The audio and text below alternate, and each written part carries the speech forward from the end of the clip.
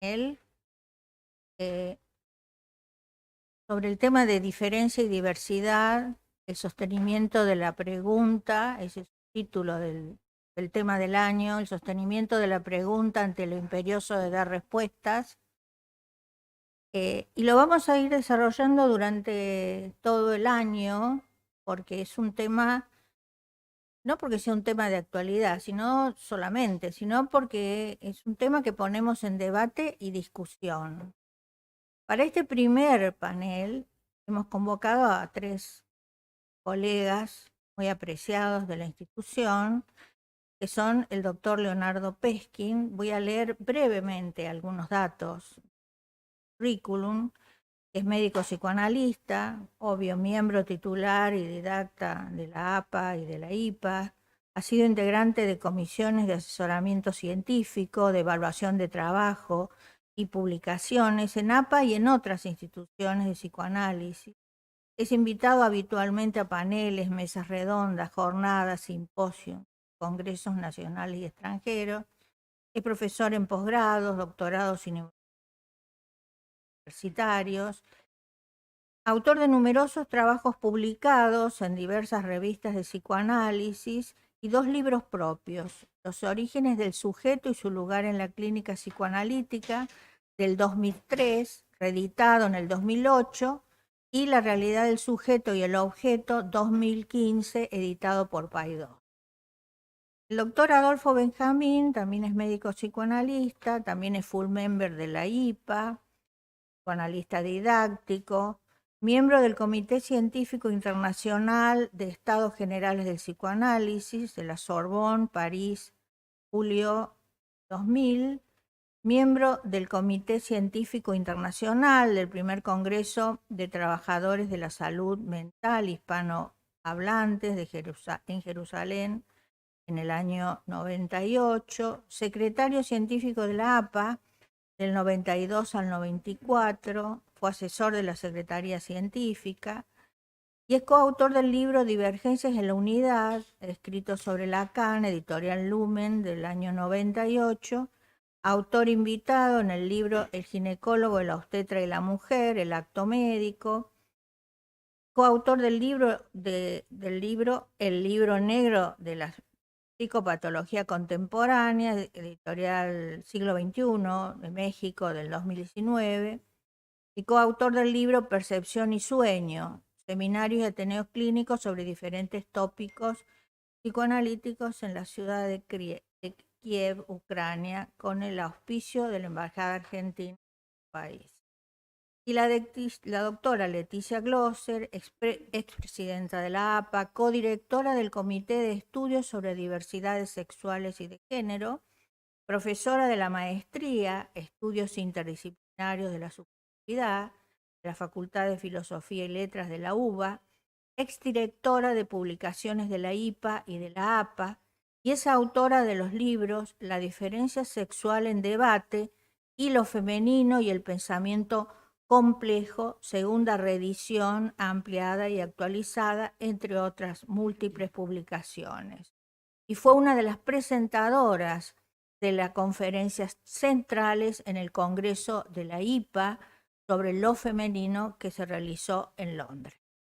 Bueno, una vez presentados, los escuchamos. Va a comenzar el doctor Leonardo Peskin y me va a ayudar cuando terminemos en la coordinación de las preguntas la licenciada Cecilia Moy.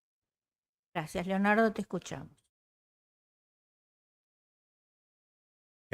Bueno, agradezco desde ya la invitación y me parece muy atinado que hayan elegido este tema, aunque yo creo que excede ampliamente el campo psicoanalítico.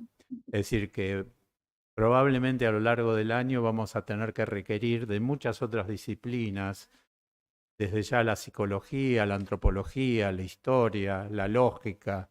Es decir, todas las cuestiones que tengan que ver con lo humano van a tener que ponerse en juego para entender estos 2 temas, que serían diversidad y diferencia. Yo creo que la correlación lógica es interesante, anteponer la diferencia antes de la diversidad. Y si bien voy a considerar que esto es un tema que surge de una demanda social, creo que es importante que el psicoanálisis conserve su posición con relación a la respuesta que vaya a dar. Es decir, que si bien la demanda es una política que proviene de la cultura y de los requerimientos sociales, el psicoanálisis debe conservar su propia política, que probablemente tengamos que plantearla en términos de tener en cuenta los propios parámetros, la cuestión del inconsciente, la cuestión del deseo, la cuestión de, quizás como lo define como política en la dirección de la cura de Lacan, considerar que la falta en ser es la política inamovible del psicoanálisis.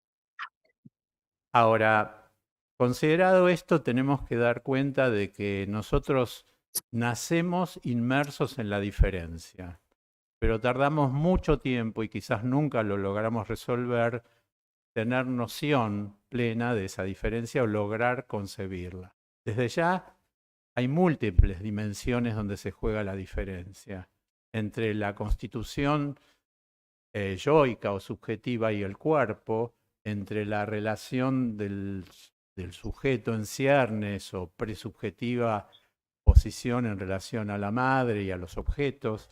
Es decir, hay una cantidad de cuestiones previas a cualquier otra construcción de la subjetividad que ya plantean la diferencia, aunque el sujeto no logre concebirlas y yoicamente entre en conflicto con esa distinción. Por eso voy a tratar de plantear 3 puntos freudianos o psicoanalíticos que me sirven de orientación para pensar el tema.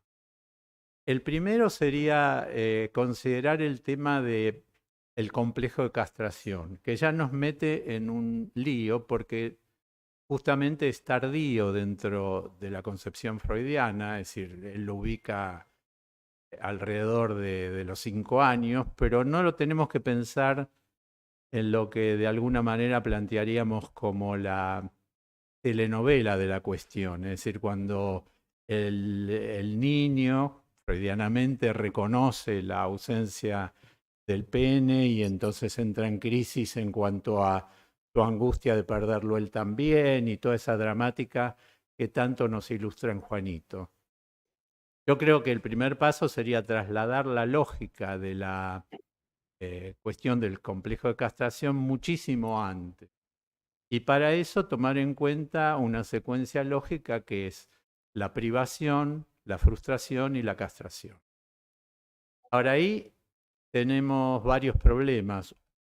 El primero sería el término castración, que ya trae uno de los cuestionamientos culturales y dentro de los propios psicoanalistas acerca de cómo concebir esta idea y por qué nominarla de esta manera.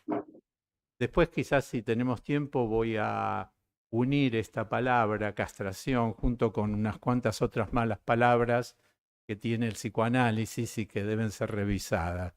Pero lo que interesa de este complejo de castración es que nosotros nos topamos con algo que no hay en el orden de lo real, de lo cual surge la privación, una reacción de intolerancia hacia eso que no hay, que es lo que llamamos frustración, y luego viene este asunto de la castración, que en realidad es la simbolización posible de esto.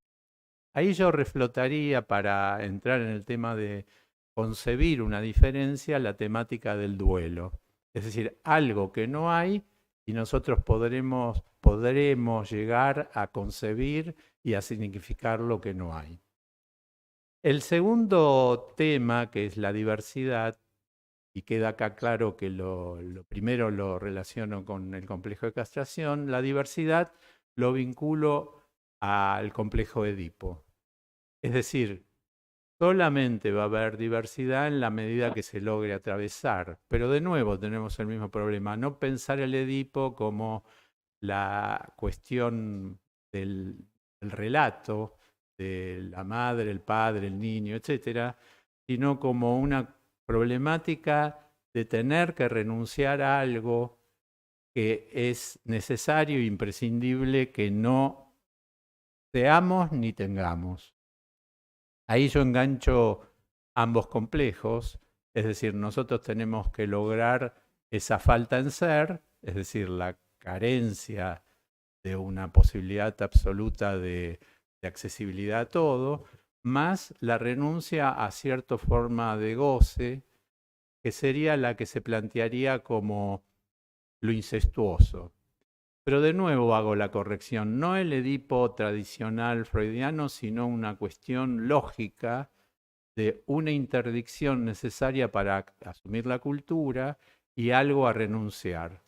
Si atravesamos esto recién, estaríamos en condiciones de reconocer la diversidad. Es decir, que haya una cantidad de cuestiones que no somos o donde no nos reconocemos y sin embargo podemos concebir su existencia.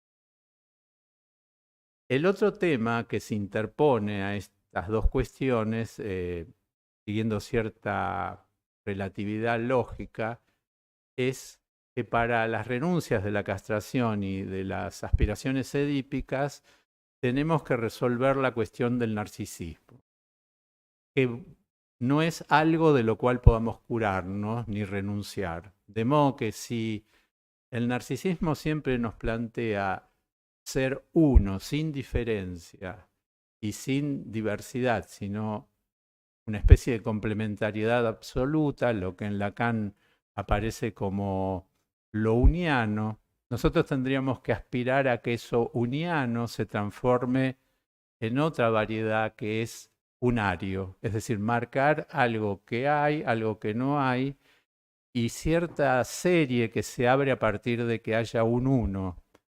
En realidad, si seguimos la secuencia lógica, primero tiene que haber cierto cero, pero si el cero se constituye en relación a un 1.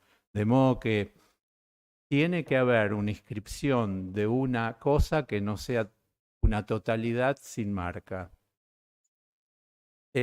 Aclaradas estas cuestiones, yo creo que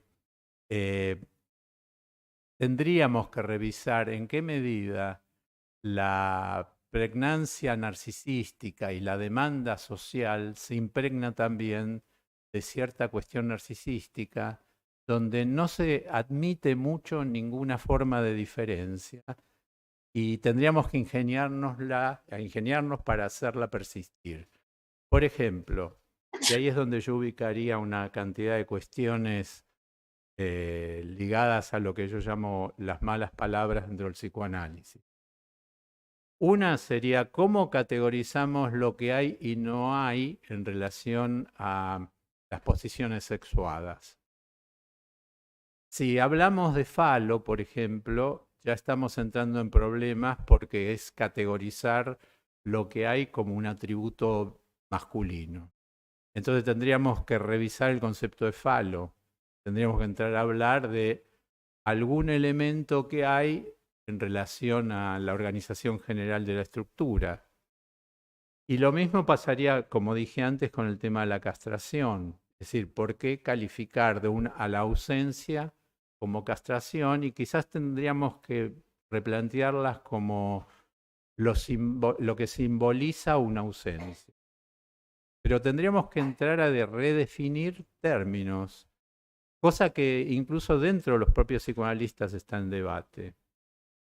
Y acá me meto en complejidades mayores, porque ¿cómo definir lo que en Lacan aparece como goce femenino para plantear alguna dimensión de goce que no tiene que ver con aquello que es simbolizable? Pero ¿cómo denominarlo que no sea femenino? Como, por ejemplo, desligado de la palabra. Con lo cual empezamos a abrir ampliamente los temas, pero tenemos que redefinir todos nuestros parámetros. Y de alguna forma destacaría uno de los términos que afecta a una de las alternativas estructurales clínicas, que sería el remanido problema de la perversión. Es decir, perversión es la pésima palabra, ya es más que mala. Y entonces que tenemos el desafío de encontrar alguna forma de nominación acerca de qué estamos diciendo cuando hablamos de perversión, siendo una de las tres alternativas clínicas: neurosis, psicosis y perversión. Si no nos dejan hablar más de perversión, no nos dejan, entre comillas, ¿cómo nominamos eso? Entonces tendríamos que, por ejemplo, es como imaginando, sujeto predispuesto a la desmentida. Ahora, si es un sujeto predispuesto a la desmentida, quedaría todo el problema de la práctica, de cómo se efectiviza esa desmentida o cómo la vemos clínicamente y hasta qué punto es tolerable como alternativa estructural o de alguna manera no nos logra definir la generalidad universal que tiene la desmentida, porque en cualquier estructura podemos ver desmentida. Pero tenemos que ver una categorización de desmentida que afecte a su definición sexuada. Ahí nos metemos en todos los líos actuales acerca de la dimensión de la sexuación y cómo definir cada una de las dimensiones posibles. Lo último que destacaría, vinculado a la problemática del narcisismo, es que el amor y la pasión generalmente operan con cierto sesgo ligado a la perversión. Es decir, todos sabemos que el amor implica algún grado de no reconocimiento y de desmentida. Y cómo siempre interviene en cualquier tipo de planteo de la diferencia. Porque introduce el amor y la pasión dentro de un sujeto cualquiera que haya aceptado la diferencia, una excepcionalidad. Es decir, cuando entramos en el orden del amor, entramos en una especie de, como diría Agamben, en un estado de excepción. Todos los que son tal cosa, no quiero saber de ellos, menos aquel que amo o el que elijo. Lo cual siempre nos priva de una posibilidad de repensar más allá de las demandas narcisistas. Y yo creo que este es uno de los problemas inmediatos que se nos presentan. Cómo entrar a discutir entre los psicoanalistas o con la cultura, poniendo entre paréntesis las crisis narcisistas que producen nuestros argumentos.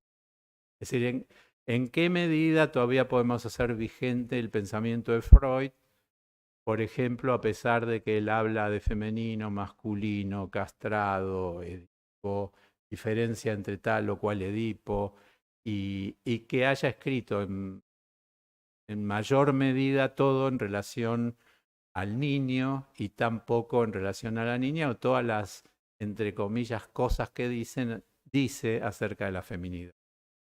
Bueno, la pretensión es que esto sea una introducción a un diálogo, así que voy a dejar en este momento y después me gustaría retomar el diálogo.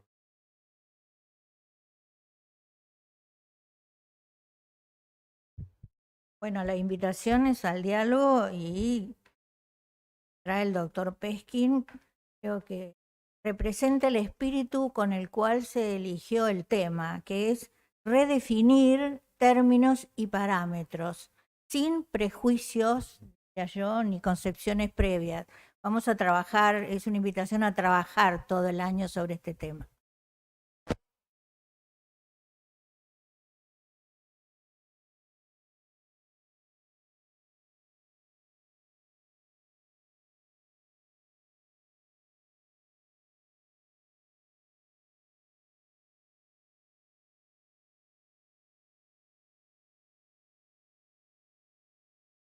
Perdónenme, pero voy a leer.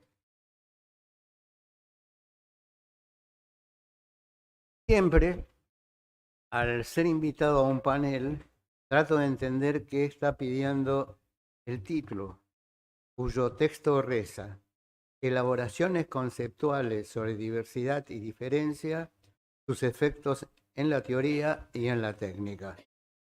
Así que voy a empezar de una manera diferente y diversa, leyendo dos artículos que leí en dos publicaciones. Empiezo hojeando el de New Yorker, encuentro lo siguiente. Algo que trata de la historia de Erika López Prater, profesora adjunta de Historia del Arte en un pequeño college de Minnesota, Highland University, que perdió instantáneamente su puesto y su trabajo y su buen nombre y se ganó una mala fama de islamófoba y racista por mostrar en una clase una miniatura persa del siglo XIII en la que está representado Mahoma.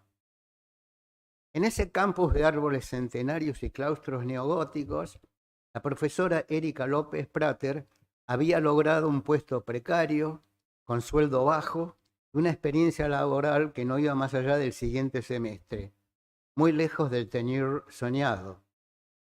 La plaza en propiedad, que en el ámbito ruinoso de las humanidades es un privilegio cada vez más inaccesible. Pero además cometió la imprudencia de preparar todo un curso sobre las imágenes de los fundadores o profetas de las grandes religiones, incluidas Buda y Mahoma. A Buda se lo ha representado muchas veces como una ausencia, una hornacina vacía, el molde de una huella en la arena, un parasol que no cubre a nadie. La tradición musulmana, como la hebrea, proscribe las imágenes por recelo de la idolatría y en particular la de Mahoma. Pero ninguna tradición duradera y extensa es del todo uniforme y existe toda una escuela figurativa de arte piadoso musulmán, manifestado sobre todo en la iluminación de manuscritos de la Persia medieval y luego en la India. La imagen que la profesora Prater eligió es de una extrema delicadeza, de una piedad entre sofisticada y cándida, como la de un devocionario europeo de la misma época. Erika López Prater, consciente en parte del terreno que pisaba, avisó con tiempo a los estudiantes matriculados en el curso, por si acaso alguno prefería ausentarse cuando se proyectara la imagen. Volvió a hacerlo un momento antes de mostrarla. Nadie puso ninguna objeción. A las pocas horas, una alumna cursó una demanda ante las autoridades universitarias. Mostrar la imagen del profeta era un acto de islamofobia y también de racismo y de sexismo, porque esta estudiante tan dolida que no podía contener las lágrimas cuando protestaba, era una mujer negra y musulmana de origen sudanés. Al día siguiente, sin aviso alguno, la profesora culpable estaba despedida. Un alto cargo de la universidad afirmó, y escuchen esto, que mostrar en clase una imagen de Mahoma equivalía a defender la bondad de Hitler. En una declaración oficial, el rectorado aseguró, literalmente, que el respeto de la sensibilidad de los estudiantes estaba por encima de la libertad de expresión. Creo que el psicoanálisis tiene un amplio cuerpo teórico para abordar este episodio, al cual no voy a calificar, y determinar sus efectos sobre la subjetivación, en este caso, de los estudiantes de esa universidad. Otro artículo que voy a leer en parte es del diario Clarín. El periodista es Carlin, que era periodista del Herald, y dice lo siguiente: en la página web de la BBC y alertado por un trasfondo rojo chillón veo Breaking News. La noticia de última hora es la siguiente: la violadora Isla Bryson no será encarcelada en una prisión de mujeres. Y sigue perplejo el periodista. Leo la frase 2 o 3 veces. Sigo perplejo que una mujer condenada por violación, resulta que sí y resulta que no. Después de algunos comentarios, el artículo dice: Isla Bryson, de 31 años, se llamaba Adam Graham hasta 2019.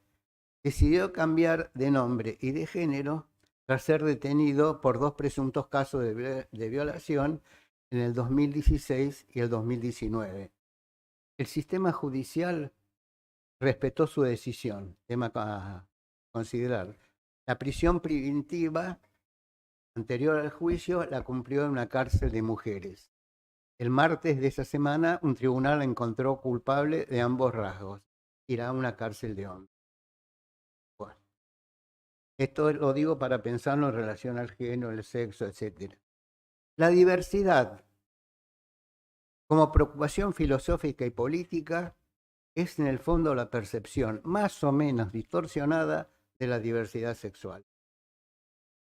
Desde la antigüedad en Occidente se intentó establecer diferenciaciones entre dos seres idénticos y diferentes al mismo tiempo.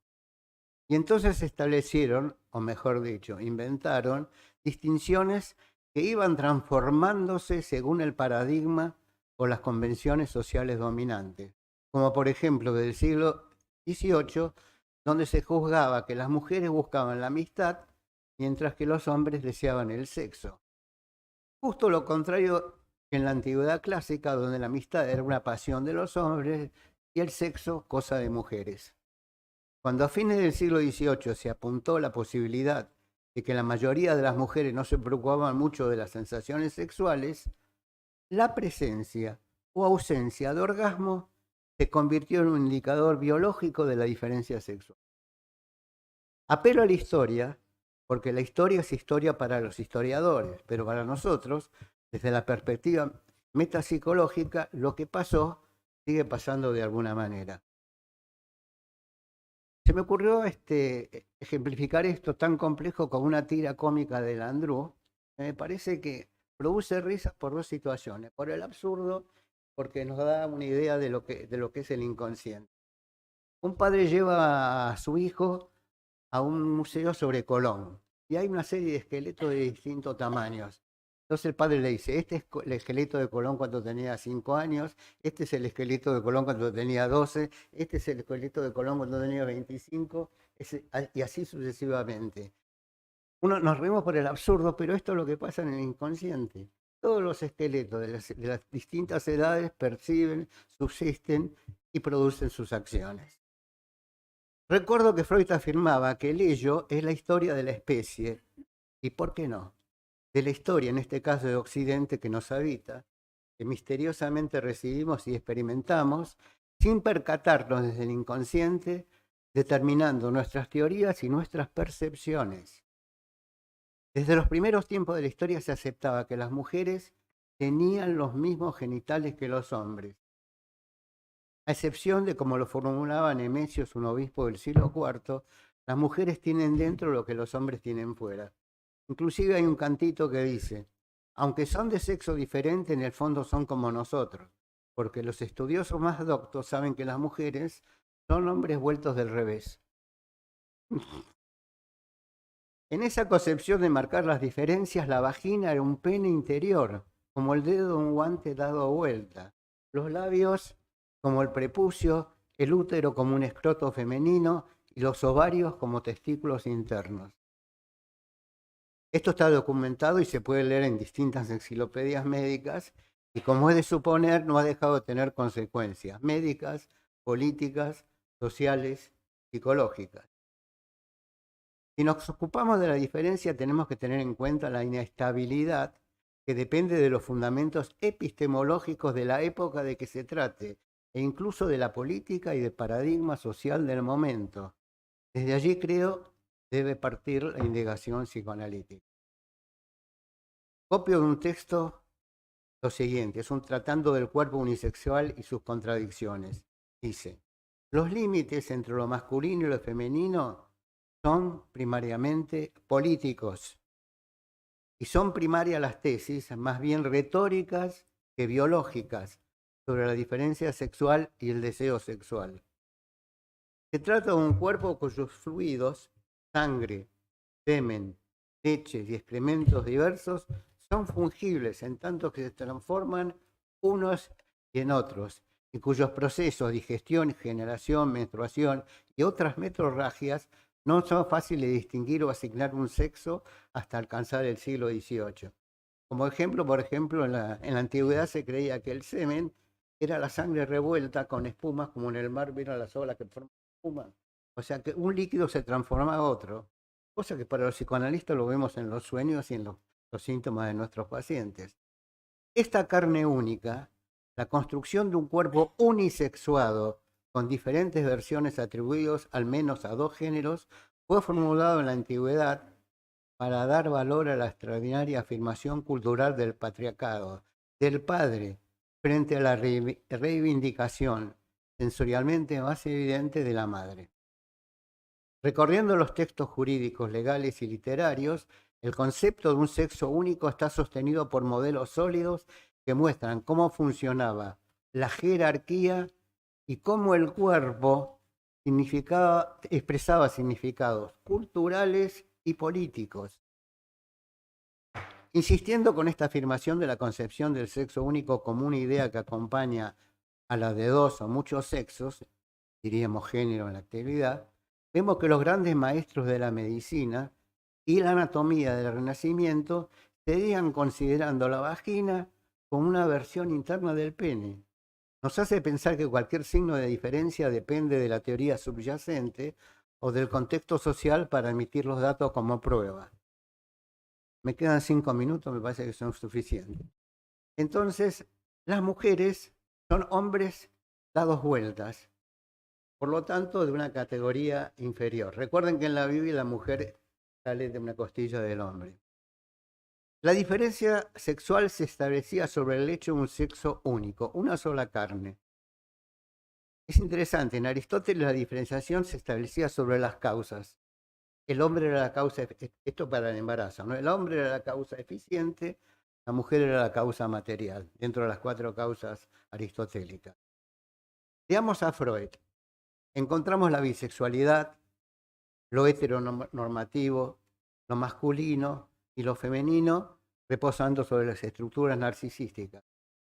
Pero la libido es masculina, o en otra lectura, la libido no tiene sexo. En el tomo 19, página 268, dice Freud textualmente, creo que ya lo había dicho Peskin, cuando hemos indagado las primeras plasmaciones de la vida sexual en el niño, generalmente tomamos como objeto al varoncito. Suponíamos que en el caso de la niña todo sería semejante, aunque diverso de alguna manera. Semejante, diverso. Claro que Freud, esta es mi hipótesis, para mí era spinoziano, una sola sustancia, 2 o más atributos. Esto no es solamente filosofía, es la base desde la que parten las distintas acciones, pensamientos y emociones desde el inconsciente, o si quieren, me parece más preciso, desde el ello. Yo no tengo pacientes LGTB, por lo que hay un bache en mi experiencia clínica, pero sí he tratado a pacientes homosexuales que acudían al análisis por sus penas de amor. En mi formación, hace unas cuantas décadas, muchas, la homosexualidad era considerada una enfermedad y había que investigar el Edipo negativo, las identificaciones que conducían a la perversión y determinados traumas facilitadores. Leyendo bien a Freud descubro que no la consideraba una perversión. Y más aún, no tomaba a pacientes homosexuales por su condición de tales, sino es que padecieran síntomas neuróticos. Cuando le dije eso a mi profesor de aquel momento, me dijo que eso lo decía Freud para proteger a su hija que era lesbiana. La homosexualidad fue creada en el año 1869, así como escuchan. Hay una historia que no contaré ahora, pero como ustedes saben, una cosa existe si se la nombra. Antes la práctica amorosa de la que ahora tratamos se llamaba sodomía y se refería directamente al coito anal sin diferencia de sexo. Desde la antigüedad la diferencia era tributaria de 2 posturas, la actividad o la pasividad, o si se quiere, penetrador o penetrado. Y pasivos eran los hombres imberbes, los niños, las mujeres, los esclavos y los animales. Como decía recién Peskin, en el texto único en esta esfera, ser hombre o ser mujer significaba tener un rango social, un lugar en la sociedad, asumir un rol cultural. Todo tiende hacia el uno. Para terminar, durante 2 milenios, escuchen esto, el ovario careció de nombre propio. Galeno, 5 siglos después de Aristóteles, nos nombraba como testículos. Y tuvo tal influencia que recién a partir del siglo XVIII los anatomistas se percataron que el ovario y los testículos estaban conformados por tejidos diferentes. No hubo un nombre para la vagina, es decir, la vagina, la existencia de la vagina, hasta el año 1779. Para terminar, quiero decirle que las mismas palabras no designan las mismas cosas. Listo. Menos de 5. Menos de 5 minutos. Gracias, Adolfo. Leticia, te escucho.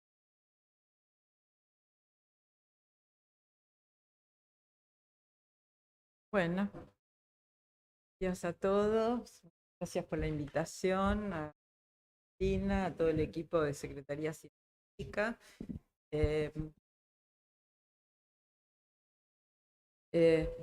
Bueno, yo voy a encarar la propuesta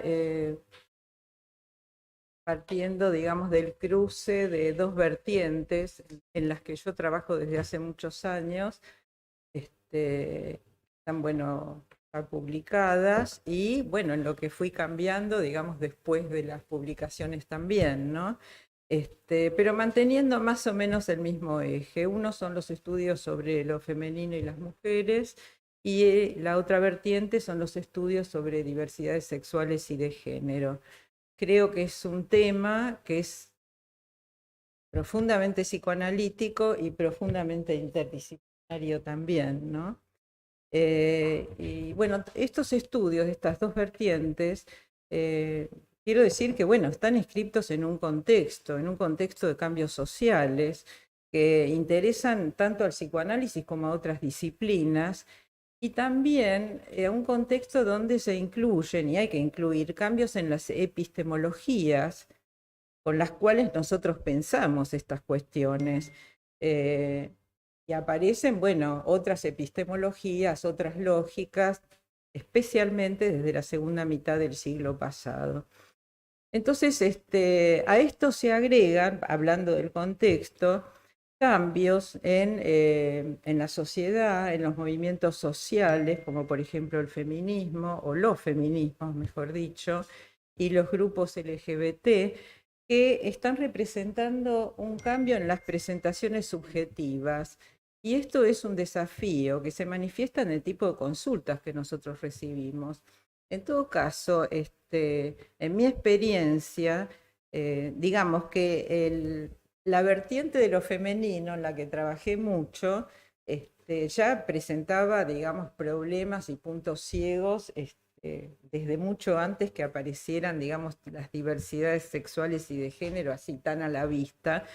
Y bueno, y en las consultas, digamos, de personas con otras sexualidades, con problemáticas de género y demás, también, digamos, aparecen conflictos que hay que ver cómo se escuchan psicoanalíticamente, ¿no? Desde qué punto de vista se produce la escucha. O sea, no es que todo esto no haya existido antes, pero actualmente adquieren una visibilidad, una legalidad mayores, y además las vemos en el consultorio. Por lo menos, bueno, hay muchos psicoanalistas que sí lo ven. Entonces, ¿qué es lo que yo encontré como punto en común entre estas dos vertientes? Se trata de cuál es el concepto de diferencia que uno maneja. Entonces, yo lo voy a tomar desde un punto de vista psicoanalítico, pero también contextual. Entonces, si pensamos que todo esto es parte de un contexto social, cultural, discursivo, tenemos que reflexionar primero sobre cuál es la concepción de sujeto que manejamos.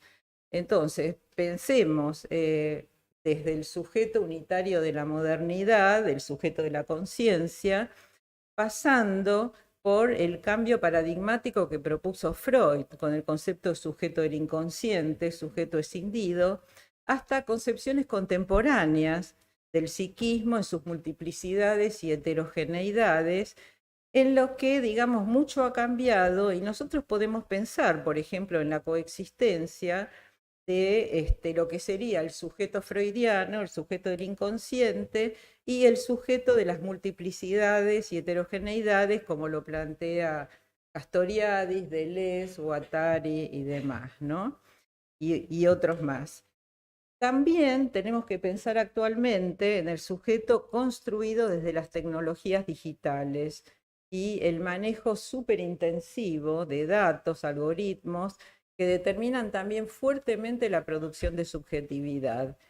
Y entonces todo esto, digamos, depende de la escucha que cada uno tiene, de cuáles considera que son, digamos, elementos y conceptos cruciales del psicoanálisis, cuáles, digamos, pueden entrar en movimiento, se puede reescuchar y redefinir para, digamos, poder enfrentar lo que serían, a mi modo de ver, puntos ciegos en la escucha, o sea, categorías que uno considera a veces inamovibles.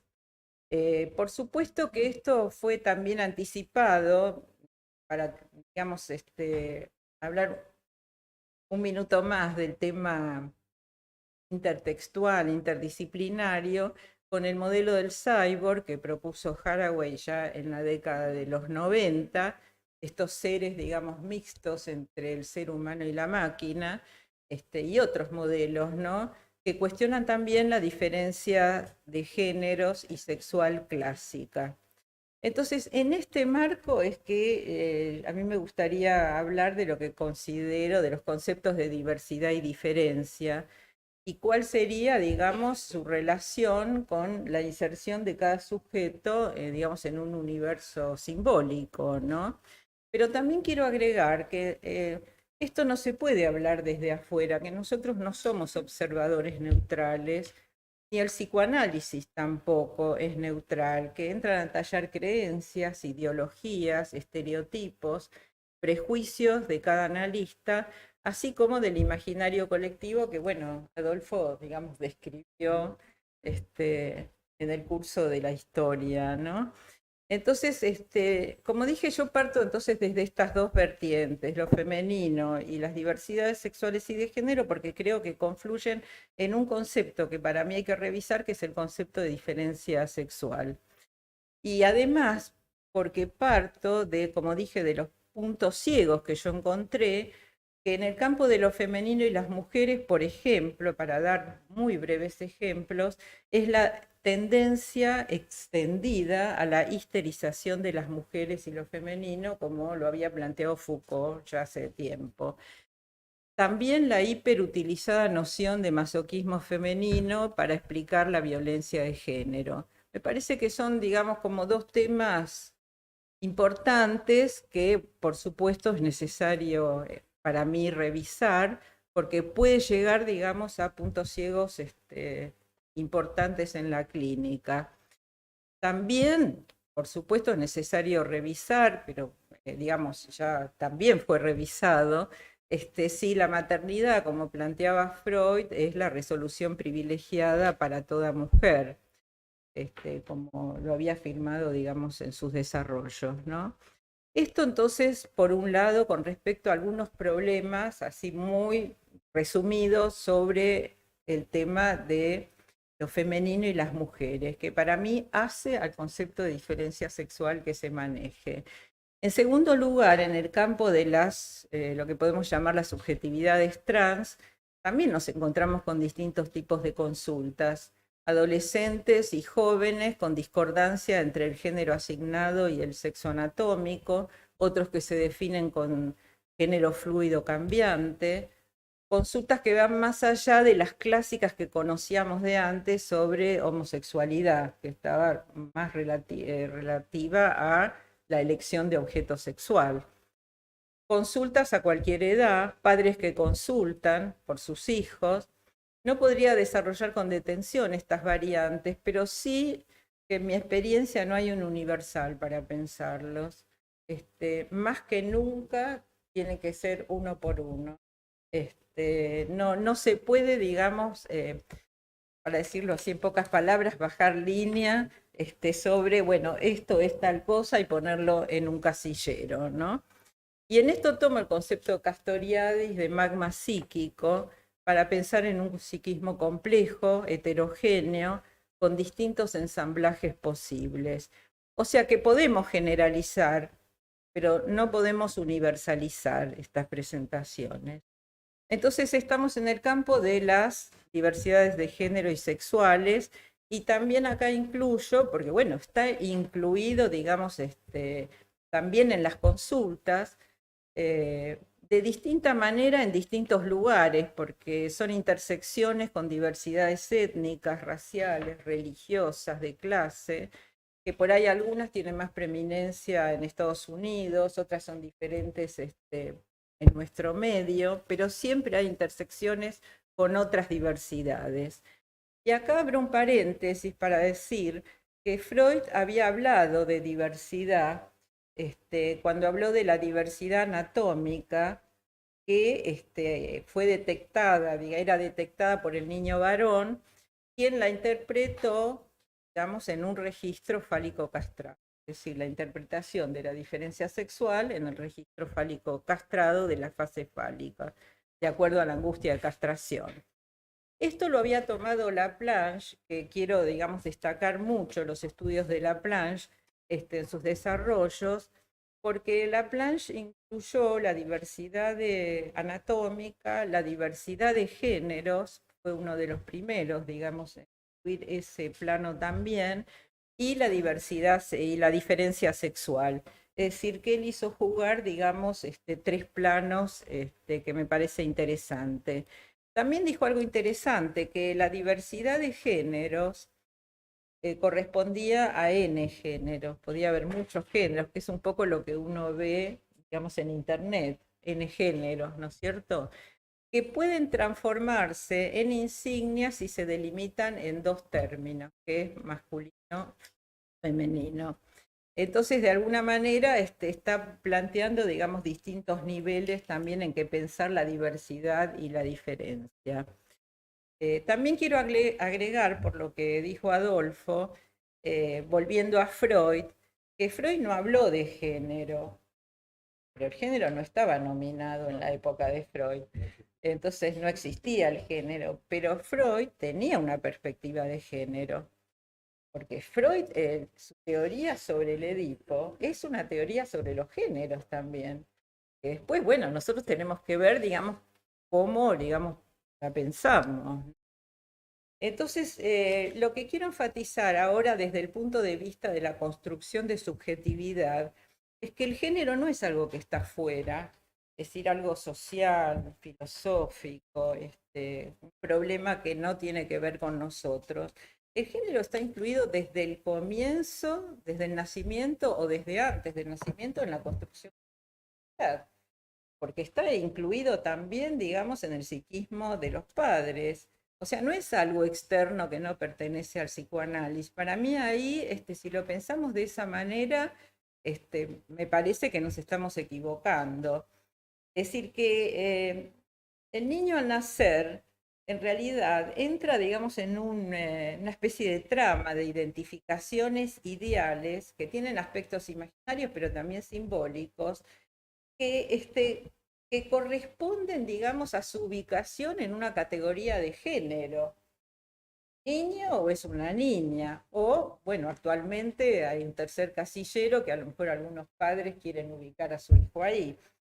Entonces, y lo que quiero agregar también, y acá abro otro paréntesis, es que el género, que corresponde a identificaciones de género, si lo queremos pensar psicoanalíticamente, no es una categoría completa, como a veces escucho que muchos dicen, una categoría completa que no incluye la falta y demás, sino que permanentemente en la construcción subjetiva hay identificaciones y desidentificaciones, construcciones y deconstrucciones, que pueden durar toda la vida, como decía Pontalí. Ni siquiera es algo que se resuelve en eso, en la resolución edípica.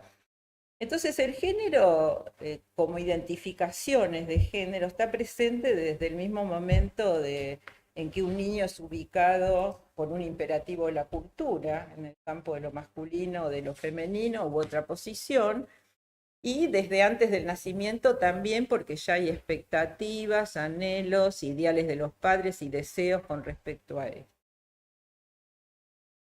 Por eso decía Laplanche que en realidad hay una diversidad de géneros que es previa, entre comillas, está en un antes del acceso a la diferencia sexual. Es decir, que creo que todos lo vemos en la práctica también, que digamos, un niño o una niña se autodenominan como niña y reconocen a otros niños o niñas antes, digamos, de la resolución edípica.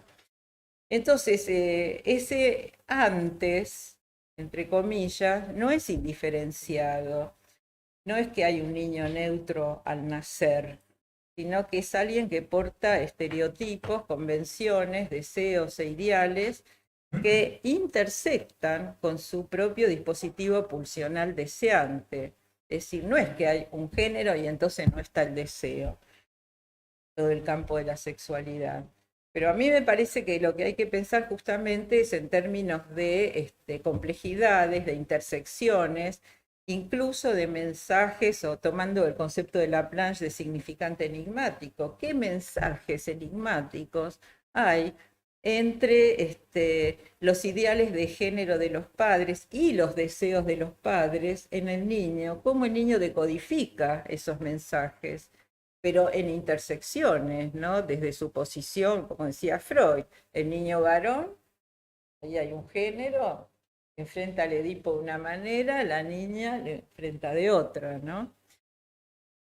También tengo que agregar acá que las teorías de género son interrogadas desde lo que se denominan ahora teorías postgénero. O sea que a veces cuando se discute el tema género,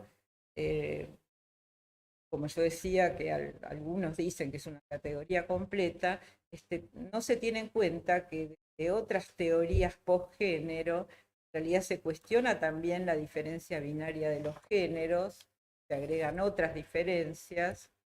¿Bien?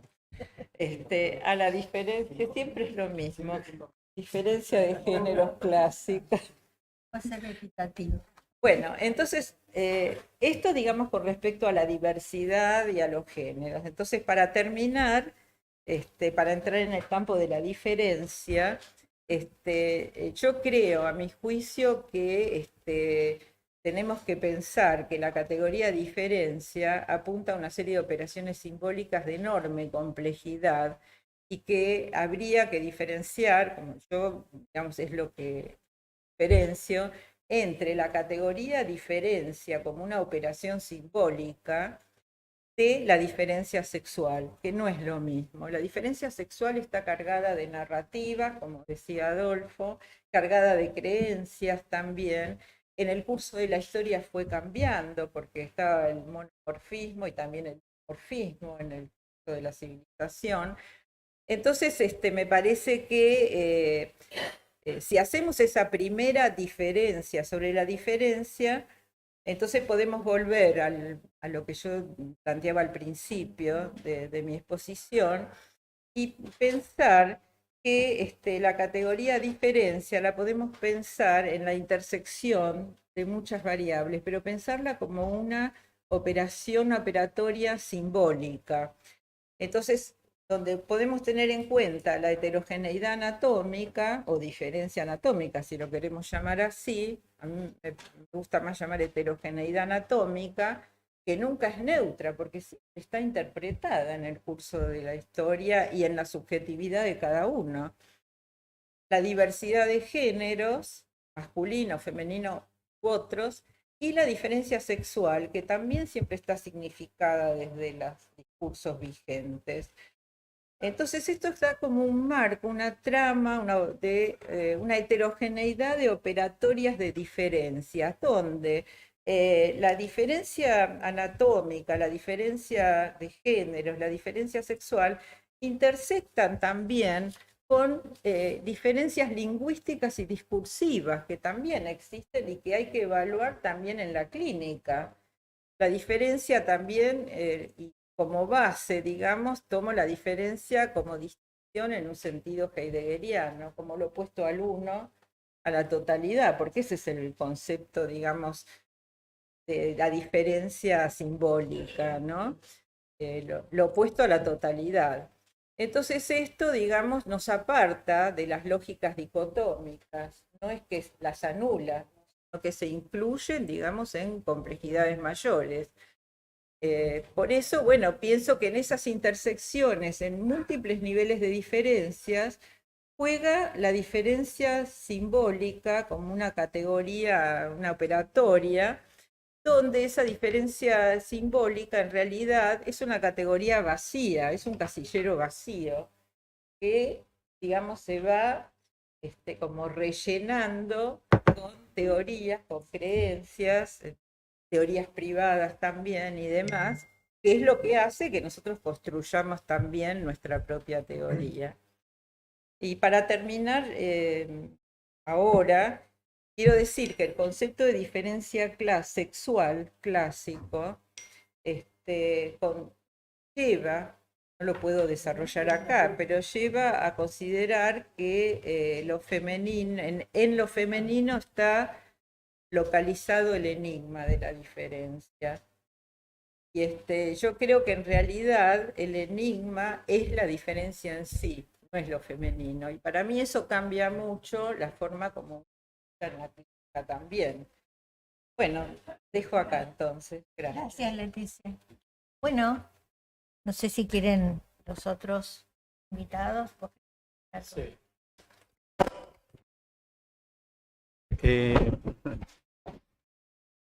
Bueno, ya se empieza a ver lo complicado que es el asunto, pero yo diría que el significante que yo tomaría como orientador es la plasticidad.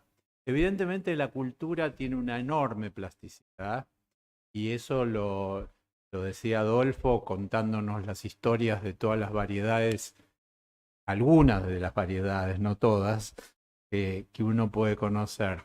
También sabemos que hasta lo biológico tiene plasticidad y hoy sabemos que hay desarrollos biológicos que antes suponíamos que no podría haber, por ejemplo, de desarrollos neuronales, de epigénesis y todo ese tipo de cuestiones. Yo creo que hay que partir de una idea de que voy a tomar una expresión de Laurent, cada uno hace el nudo como puede. El tema es en qué medida el nudo que hace queda certificado por un goce que de alguna manera le resulte satisfactorio. Y esto va más allá de cualquier definición sexuada y de género. Ahora, yo plantearía una cuestión que es por lo menos la que a mí me interesa. ¿Hasta qué punto hay plasticidad dentro de la teoría psicoanalítica para modificar las cosas? ¿O tenemos un límite? Que es necesario que haya un límite. Porque si no el magma que tantas veces se menciona termina uniendo todo con todo. Yo creo que, por ejemplo, cuando Freud introduce el narcisismo, él dice, en el edificio psicoanalítico puede haber variaciones. Por eso introdujo el narcisismo, etcétera, etcétera. Pero conservamos las hipótesis de la represión, por ejemplo, como categoría necesaria y fundante del inconsciente, o seguimos pensando que de alguna manera cualquier paso de elaboración requiere resolver la respuesta simbólica subjetiva frente a una falta, o pensamos de que no debemos depender de eso y bastaría con ciertas maniobras imaginarias y no represivas para resolver alguna cuestión. Yo sigo pensando que lo que certifica una posición sexuada es que es orientarnos acerca de a dónde fue a parar el goce de ese sujeto, independientemente de su sexuación, sea hombre, mujer o lo que sea. Es decir, si logra con eso algún grado de satisfacción, entre comillas, pues tenemos todo el lío de que no sea netamente placer, sino que sea goce, pero un goce que le permita algún grado de placer. Es decir, que por ello en la clínica vi muchos casos de posiciones sexuadas que no derivan en una satisfacción del goce, sino en excesos identificatorios, en posiciones de sometimiento, en incitaciones culturales. Es decir, cómo certificar que realmente una posición determinada sea haber alcanzado un goce. Y me parece que si tenemos en cuenta estas cuestiones básicas y cómo categorizarlas psicoanalíticamente, todavía el psicoanálisis puede dar cuenta de estas definiciones. Es como si yo les dijese, en algún sentido, no habría que cambiar todo, sino algunas partes, como diría Freud. Y quizás lo que tengamos que discutir es qué tendríamos que cambiar. Por ejemplo, lo que decía Leticia, que a mí me parece interesante y lógico, que no hay por qué apoyar en lo femenino confundido con las mujeres la cuestión de la diferencia. En cierto modo bastaría con un hay o no hay, lo que sea. Pero tenemos que nominar eso que no hay. Es decir, como algún orden de ausencia. Que en el psicoanálisis se planteó como femenino, pero quizás haya que quitarle ese rótulo. Sí. Sí, yo quería decir algo. Quiero decir muchas cosas, pero voy a decir algo nomás. Escuchándolo a Peskin y acá a mi compañera, se me ocurre algo, digamos, que no es estrictamente definido, pero lo podría decir así. La realidad psíquica es multifacética. Entonces, digamos, por eso podemos convivir acá con varias posiciones psicoanalíticas, kleiniano, lacaniano, bioniano, etc. E incluso, cuando a mí me dicen, ¿vos sos lacaniano? Le digo, no.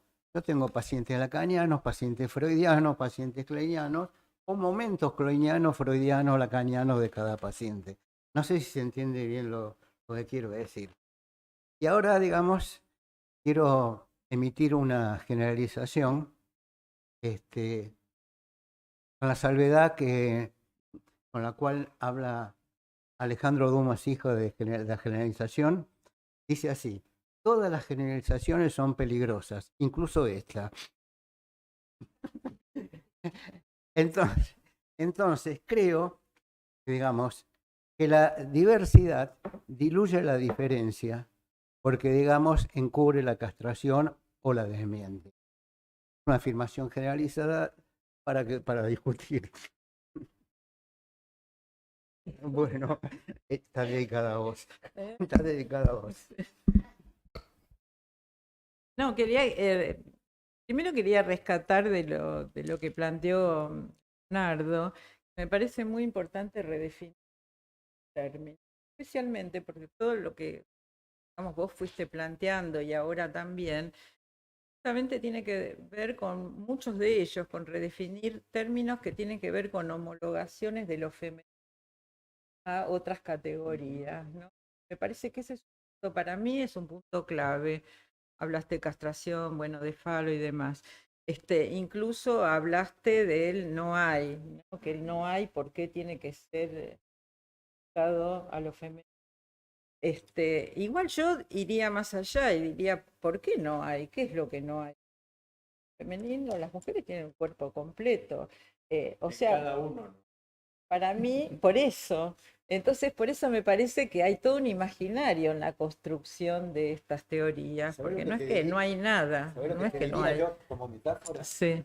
¿por qué considerar un valle como montaña? Sí, sí.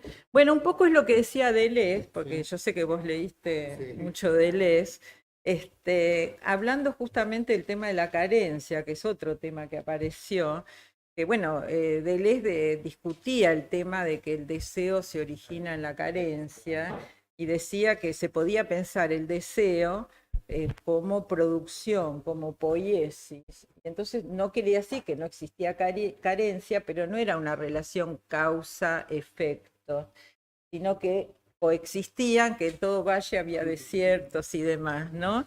Que me parece muy interesante para pensar si toda la concepción del deseo que nosotros manejamos en psicoanálisis, si toda, digamos, tiene que ver con la carencia, ¿no? Un poco con la falta en ser sería la política esencial del psicoanálisis, o si podemos trabajar también con un concepto poético del deseo, que por ahí no elimina lo otro, pero como ampliar un poco la visión, ¿no? A mí eso me parece muy interesante. Bueno, ahí es donde creo que Adolfo lo mencionó.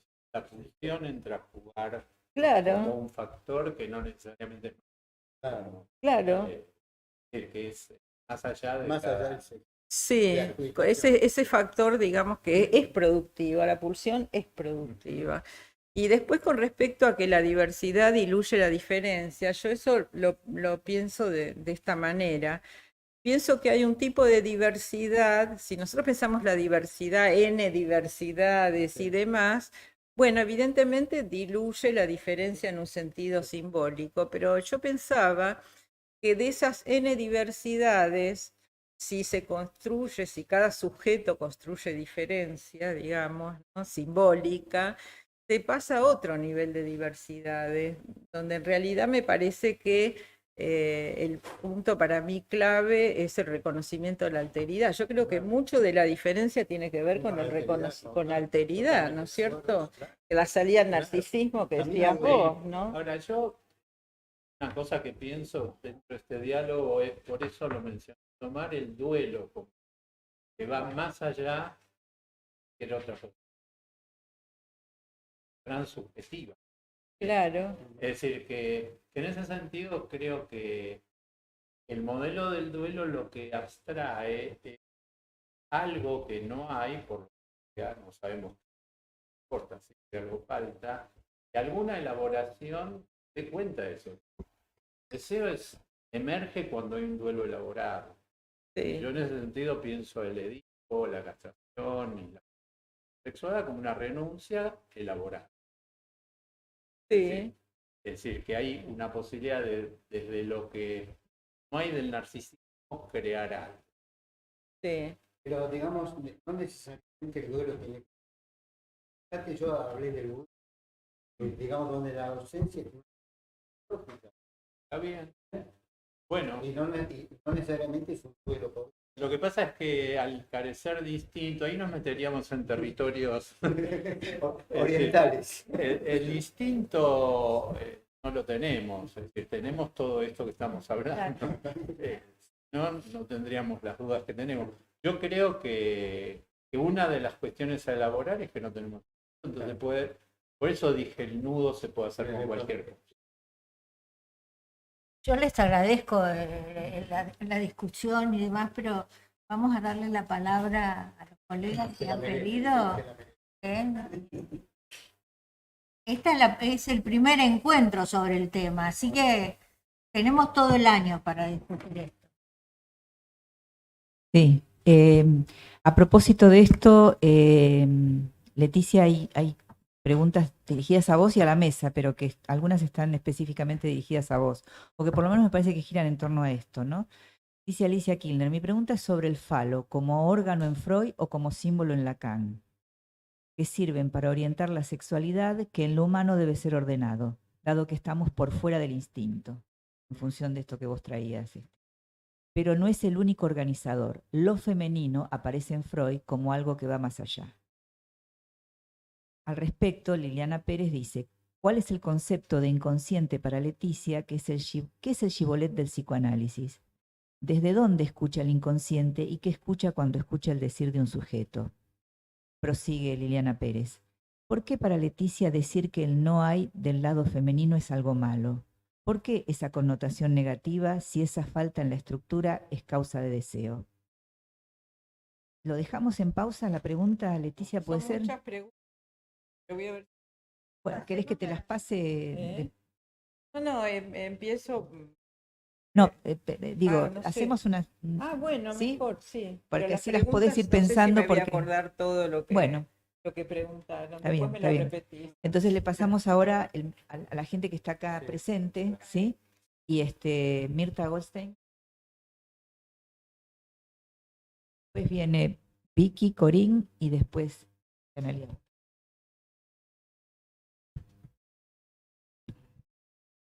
Bueno, me gustó muchísimo la mesa y por supuesto que hay acuerdos y desacuerdos con cada uno, ¿no? Es muy complejo.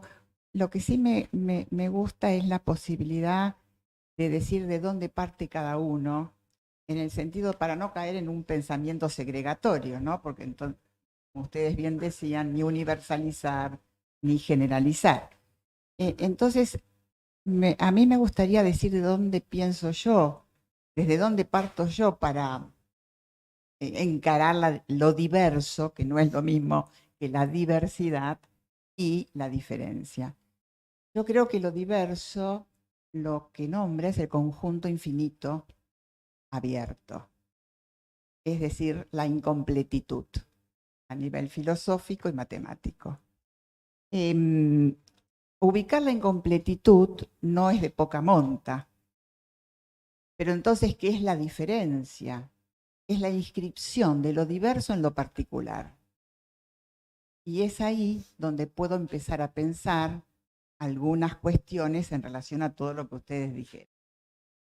Por ejemplo, en lo particular se inscribe lo transitorio y la posibilidad de la sustitución, donde entra el Edipo, porque es la sustitución transgeneracional también, no solo la diferencia sexual.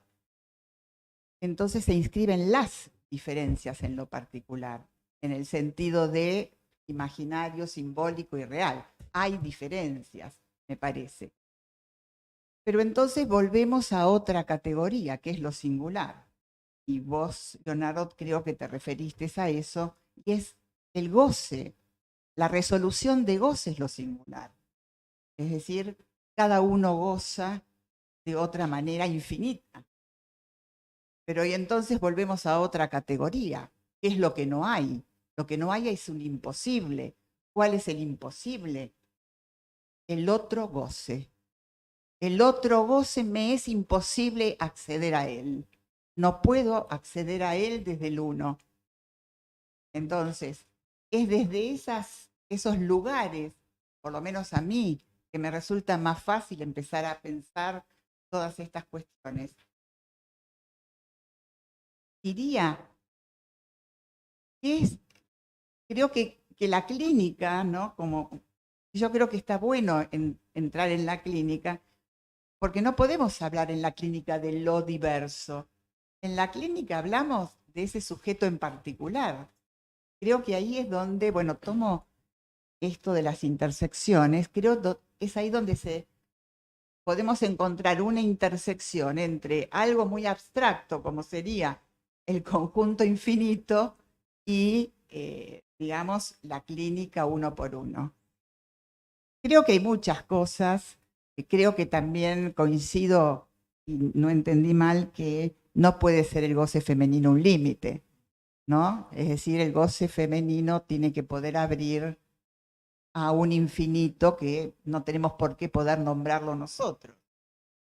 Puede ser que no sea nombrable por ahora, digo, ¿no? Me parece que esto es para seguir, y me gusta esto de que sigamos pensando a futuro. Dejo acá porque hay muchas cosas, pero... Bueno, muy interesante la mesa. Me gustaría hacer algunas preguntas.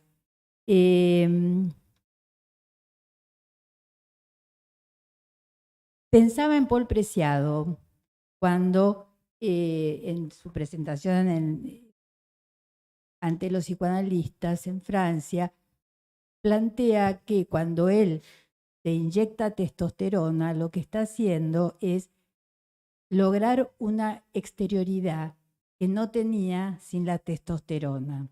Quería saber un poco qué pensaban de esa formulación. Esa es una. La otra es, si bien hoy no escuché y me alegro que no se envía no se reenvía el tema de la diferencia al binarismo, pero uno está bastante impregnado de escuchar que la diferencia remite al binarismo y el binarismo freudiano reduce, etcétera. Entonces, es una pregunta, ¿nos encontramos haciendo equilibrio para sostener ciertos aspectos de la teoría psicoanalítica, para poder ser contemporáneos y al mismo tiempo sostener la teoría? O sea, como decía Leonardo, ¿qué partes conservamos? ¿Conservamos todas? ¿Qué pasa con el polimorfismo freudiano? ¿Dónde está en estos planteos?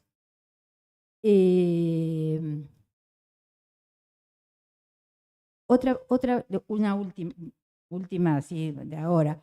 que es cuando vos, Leticia, planteabas lo de, bueno, como que la cuestión del género es en relación es posterior, es anterior a alcanzar la resolución del Edipo, digamos, sí, absolutamente de acuerdo. Pero, ¿cómo se articula eso con la palabra asignación, que uno lee en el diario y escucha en el consultorio, etcétera? Bueno, esas son mis preguntas y les agradezco la mesa, muy interesante.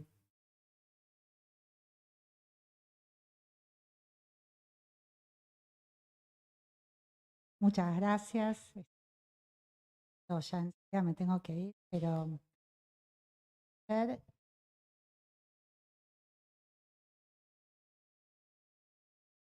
escuchaba, los escuchaba a ustedes, escuchaba las preguntas y pensaba en la complejidad y la diversidad de entradas que puede tener el tema y que puede tener algo interesante y algo difícil, o sea, se vuelve rizomático, no sé, como confuso, ¿no? Hasta un punto. ¿Cómo ordenamos, ¿no? Y pensaba que una manera, para mí, la manera que a mí me facilita, es la clínica, digamos, es pensar en personas, no tan lo uno, lo diverso, sino, bueno, pensar, y pensaba que otra manera sería esto de diferenciar, por ahí, Leonardo trajo mucho más la vía del goce, de lo que sería la entrada por la vía identitaria, ¿no? El pensamiento identitario, la diferencia en términos de si las pensamos como esencias, no como esencias, ¿no? Me parece que es más la vía que trae Leticia, el pensamiento de Deleuze. Y no sé, me surgen preguntas, ¿no? Por ejemplo, yo le preguntaría a Leo, ¿no? Cuando decís la posibilidad de certificar, usaste esta palabra, cuando un goce es satisfactorio, ¿no? En términos de placer, dijiste vos. Y yo me preguntaba, ¿quién certifica? ¿Cómo certificamos? ¿No? Entonces ahí vuelvo a que para mí el problema que estamos encarando necesariamente es el problema de la alteridad, que dijo Leticia. O sea, ¿por qué me importa este tema? Y a mí me importa por el lazo social.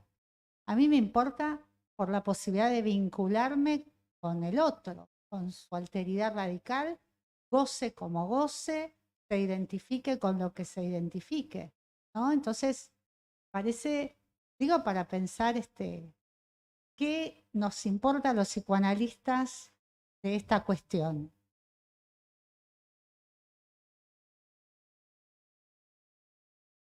Bueno, buen día, muchas gracias. Perdón, Leonardo, pero se nos hizo tarde.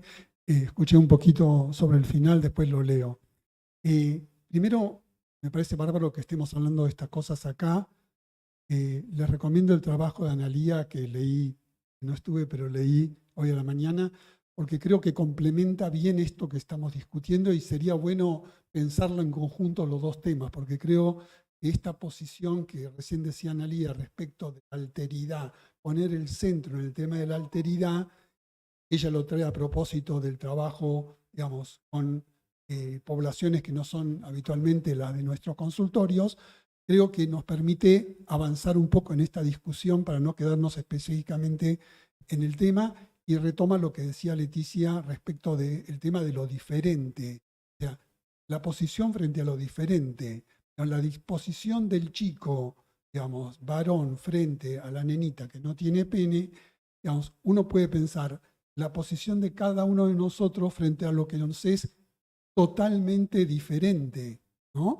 Y supongo que en ese momento el chiquito más chiquito, digamos, ver esa tremenda diferencia, digamos, entre los cuerpos, le produce mucho impacto. No es tan distinto de lo que nos pasa a cada uno de nosotros, quizá lo tenemos menos interiorizado con respecto a la diferencia con gente de otro color de piel, ¿sí? Me parece que hablé hace poco con una colega musulmana en la India, digamos, y cómo es vista, cómo miran los hindúes a los musulmanes y genera un nivel de rechazo y de persecución en eso. Entonces, A mí me parece que es interesante, pero lo propongo para Cristina, retomar esta discusión articulando el tema que traía Analía temprano con el tema específicamente de la diferencia sexual, poniendo el eje en el tema de la alteridad. Esto tiene que ver con lo que saben, digamos, estoy ocupando ahora en la IPA, que es este nuevo Comité de Prejuicio, Discriminación y Racismo, ¿sí? Hay un trabajo muy interesante de... Ahora la colega que está en México, la mamá de Margarita, Fanny Blanc, donde habla de el prejuicio y la discriminación estructurante del psiquismo. El prejuicio y discriminación, digamos, esta necesidad de diferenciarnos del otro, ustedes hablaron algo respecto del tema del narcisismo, me parece que está en la base de todas estas cosas que estamos hablando. Y una cosa más respecto de lo que decía Leticia sobre el tema de género e identificaciones, siempre recuerdo a una paciente que me decía, mi nieto cumple años, yo le voy a comprar una pelota. Mi hija me dijo, no mamá, comprar una cocina. No, querida, cocina regalarle vos. Yo a un varón le regalo una pelota. Me parece como muy claro, digo, porque me parece que tiene que ver con estas cosas, digo, en carne y hueso. Y la otra cuestión es una chiquita que, la única oportunidad de ver a una persona transexual, digamos, que tuve, que esta chica era mujer de nacimiento, quería ser varón, se puso nombre de varón, quería empezar un tratamiento de masculinización, digamos, con hormonas, se pone en pareja con un varón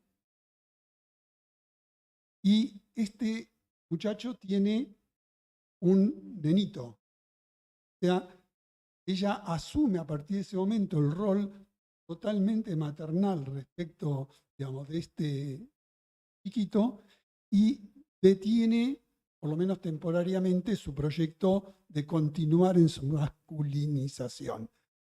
Digo porque son cosas de carne y hueso respecto de esto, digamos, hablabas Leticia, ¿no? Digamos, de esta intersección entre lo cultural, cómo criamos a nuestros hijos y a nuestros nietos, y que de esto resulte el género y la personalidad esta que está de moda ahora. Gracias.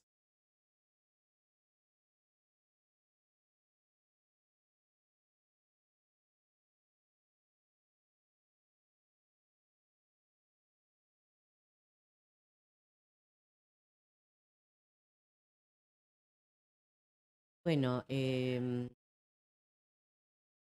entre las tres exposiciones y todos los comentarios, estoy un poco confusa. O sea, como decía Analía, es un problema el que tenemos, o como traía Leonardo, con que nos quedamos. Creo que Vicky hizo una observación en esto. ¿Desde dónde miramos eso que nos pertenece y que formamos parte? Porque no nos podemos olvidar que esta es una charla, un conversatorio académico entre psicoanalistas, ¿no? Ahora, una cuestión que me parece importante. De la estructuración psíquica nadie habló, que es previa, ¿no? O sea, en el sentido de, me parece que Freud basó la estructuración psíquica en un eje fundamental que es el de la psicosexualidad. Nosotros seguimos pensando que la psicosexualidad es un vector esencial de la estructuración psíquica. Primera pregunta. Otra observación. Nos estamos deteniendo demasiado en Freud. Y si hay algo que Freud tuvo, son todos sus herederos, todos sus sucesores. Nosotros no trabajamos solo con lo que Freud trajo.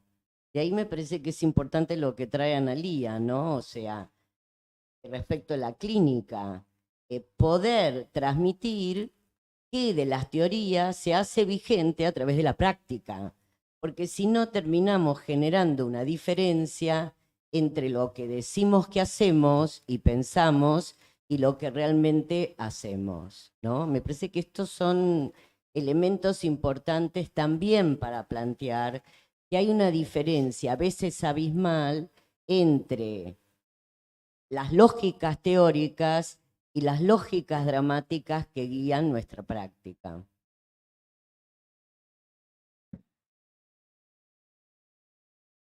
Bueno, les agradezco a la mesa, a todas las participaciones. Yo evalúo siempre desde cuando estoy escuchando a ver cómo me va, cómo lo voy incorporando y voy yo pudiendo agregar a lo que a lo mejor uno tiene como ya algo teórico, clínico. La verdad que me sirvió un montón, porque terminé pensando en pacientes a partir de muchos de los ejemplos, lo que comentaba Leonardo. Pensé en el sufrimiento, ¿no? Que pensé como muchos pacientes que llegan desde por ahí una identidad que ellos juzgan que puede ser sexual y la comparten, y ¿cómo finalmente aparece que el psicoanálisis tiene mucho que trabajar, que es la no aceptación de ellos mismos y la culpa? Por ahí, ahora hay otros términos menos kleinianos, pero a mí me sirve. De acuerdo, porque Leonardo decía, en realidad, una no aceptación, ¿no? Algo así. Que bueno, me sirvió un montón acá. Sí. Muchas gracias. Para mí,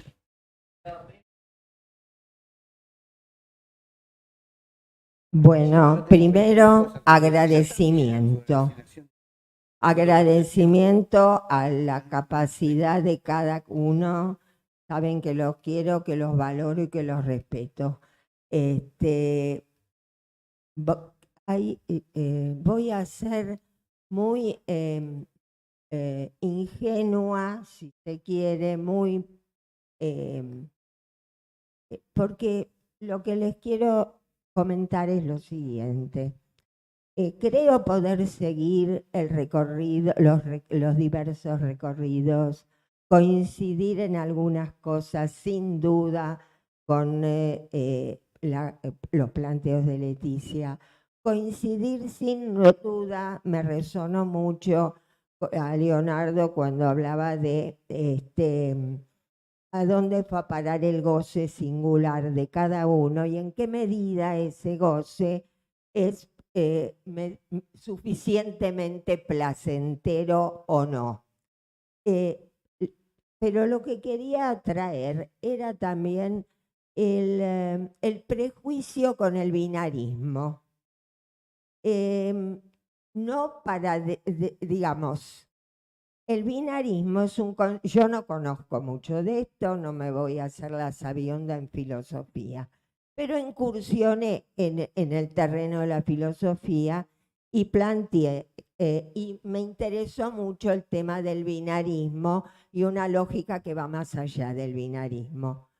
Creo y encontré en la filosofía posiciones que no excluyentes, o sea, el mantener en tensión el interjuego entre la singularidad, el binarismo y la generalización, como elemento ordenador, y yendo a lo llamemos falo, lo llamemos como lo querramos llamar, pero me parece que hay algo que tiene que ver con poder utilizar el no y el sí, ¿qué nos lleva a poder pronunciar el no en la constitución subjetiva? Solo esto, yo noto en las prácticas que los papás no están confundidos y demasiado titubeantes, y bueno, esto también es para tenerlo en consideración. Si pude aportar algo, pero fue mi intención.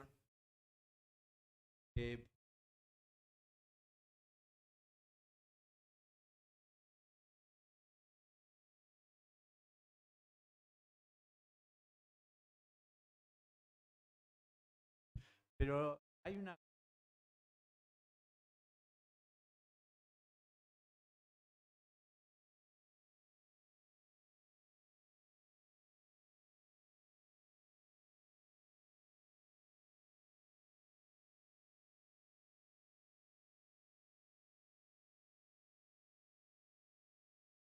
Pero digo,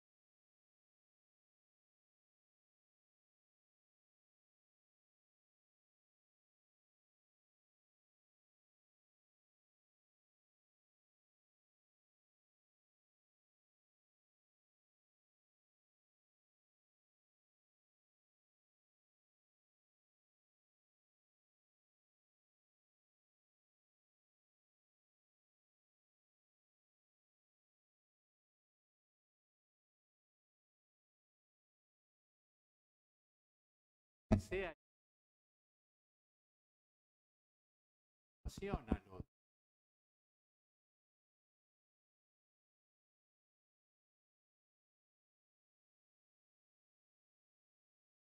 Creo que está medio prohibido hoy en día hablarlo, pero es como si yo les dijese, sin poder hacer un dispositivo de pase. ¿Saben lo que es el pase? El dispositivo que se hizo para ver si alguien es o no analista. No tendríamos que hacer un dispositivo de pase de sexualidad, es decir, a ver si hubo o no un goce, pero se produce en el vínculo con quien se tuvo la experiencia. O no, o es un goce autónomo que sigue siendo masturbatorio, una práctica cerrada. De todas maneras, es muy difícil de evaluar todo eso. Y ahí viene a jugar la escucha del analista o de alguna manera que esto produzca alguna dimensión más sublimatoria en juego y no solamente de goce directo. Bueno, yo voy a tratar de tomar alguna cosa. Uno que me parece que es algo que recorrió un poco las preguntas es, bueno, ¿qué es lo crucial en psicoanálisis? En todo caso, ¿por qué estamos todos acá y no estamos en otro lado? Yo les digo, para mí, yo creo que lo crucial es el inconsciente.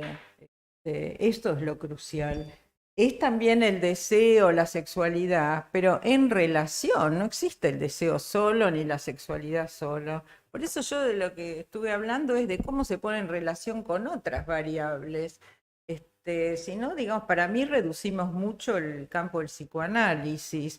Entonces, si hablamos del inconsciente, sexualidad infantil, de pulsión, son, a pesar de que cada uno, cada escuela lo interpreta de otra manera, me parece que ahí hay un punto en común. Ahora, ¿cómo eso entra en relación y en intersecciones y en mensajes, digamos, con otras categorías? Eso es lo que me parece que hay que poder, digamos, trabajar. Con respecto a lo que decía Vicky de lo depreciado, sí, bueno, lo depreciado plantea es, digamos, algo interno con la exterioridad, una aspiración al uno que no existe. Tampoco existe, digamos, en heterosexuales, ni en los géneros, ni nada, pero bueno, si hay esa aspiración al uno, el fracaso está siempre ahí a la vista. Y después con respecto a otras preguntas, yo nunca dije que es malo, no hay, no sé, digamos, de dónde salió, pero no hay desde alguien que percibe y no percibe algo, es desde un modelo, eso es lo que hay, un modelo que te permite, y eso está estudiado en el campo de la percepción, te permite decir, ahí no hay algo, pero ¿por qué? Porque yo tengo un modelo que me permite decir que no hay algo, nada más que eso. No es ni bueno ni malo, es, digamos, cómo la percepción tiene sus límites también. Por eso todos percibimos cosas distintas. Una pregunta con respecto al falo, que bueno, requeriría mucho tiempo, pero lo que quiero decir es que un poco también lo había planteado Leonardo, ¿no? Falo como órgano, falo simbólico, falo como significante, bueno, todos los distintos niveles que revelan, digamos, un cierto consenso en algunos grupos sobre el falo como un significante fundamental. Yo creo que tiene muchas resonancias androcéntricas, incluso el falo como significante, que no es neutro, ya que sí. Y quería recordar algo que siempre digo, que Derrida había discutido, que en la teoría del significante, un significante remite siempre a otro significante. Entonces, no hay un significante ama, un significante fundamental. todo caso hay nudos que, bueno, la teoría o ciertas teorías lo localizan en el falo, pero también se podrían localizar, por ejemplo, en la diferencia. La diferencia también puede ser un... y bueno, y retomar, para terminar, creo que lo que decía Analías, que había planteado sobre la alteridad, me parece que eso es fundamental, porque en realidad nosotros no podemos tampoco definir, bueno, qué es el goce del paciente, digamos, cómo está organizado. Hay un punto en que, bueno, teóricamente en la escucha analítica el paciente puede llegar a entender qué le pasa, comprender y elegir su camino. Encuentro otra cuestión en juego. No, yo solamente una cosa que me surgió de una de las preguntas de Vicky. Dado que el tema es cuál es la repercusión en la clínica, vos hablaste de asignación de género. La asignación de género parte de lo que llaman, digamos, los que describen esto, de la autopercepción. Pues bien, tenemos una metapsicología de la percepción. No quiero abundar en esto, pero la percepción está comandada por el superyo. Entonces, a partir de ahí tenemos que indagar, porque tenemos consulta. Mi hijo se autopercibe de tal manera. Bueno, ahí empieza el trabajo. Bueno, gracias a todos. Gracias por las preguntas. Creo que ha sido una mañana, tanto el trabajo de las 9 de Analía Wall como con esta mesa, se ha puesto juego en acto la plasticidad de la teoría y la clínica psicoanalítica. Gracias a todos.